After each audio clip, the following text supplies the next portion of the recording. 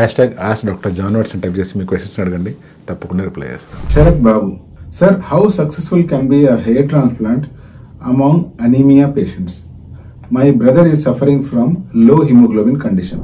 Hair transplantation ఎప్పుడు చేపించినా మనం గుర్తుపెట్టుకోవాల్సిన పాయింట్ ఏంటి అంటే, మనం హెల్దీగా ఉండాలి. మనం హెల్దీగా ఉంటేనే మనం ట్రాన్స్ప్లాంట్ చేయించుకున్న హెయిర్ కాస్త ప్రాపర్ గా డెన్స్ గా గ్రో అవుతాయి. ఎప్పుడైతే మీరు హెల్దీగా లేరో హెయిర్ ట్రాన్స్ప్లాంటేషన్ అనే ఆప్షన్ మీరు ఆలోచించకుండా ఉండడమే మంచిది. ప్రత్యేకించి ఎవరికైతే హిమోగ్లోబిన్ తక్కువ ఉంది అంటే వాళ్ళు ఐరన్ రిచ్ ఫుడ్స్ తినడంతో పాటు హిమోగ్లోబిన్ ఇంప్రూవ్ చేయడానికి ప్రత్యేకమైన మెడికేషన్స్ వాడవలసి ఉంటుంది.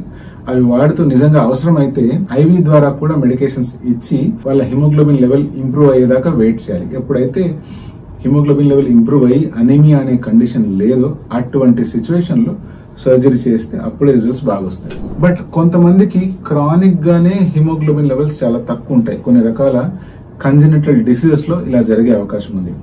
అటువంటప్పుడు గనక మనం హెయిర్ ట్రాన్స్ప్లాంటేషన్ సర్జరీ చేస్తే రిజల్ట్స్ నార్మల్ వాళ్ళతో పోలిస్తే ఇలా అనిమిక్ గా ఉండే వాళ్ళకి చాలా తక్కువ గ్రోత్ వచ్చే అవకాశం ఉంది. సో మన ఎక్స్పెక్టేషన్స్ ని కొంచెం లోవర్ చేసుకోవాల్సిన అవసరం ఉంటుంది.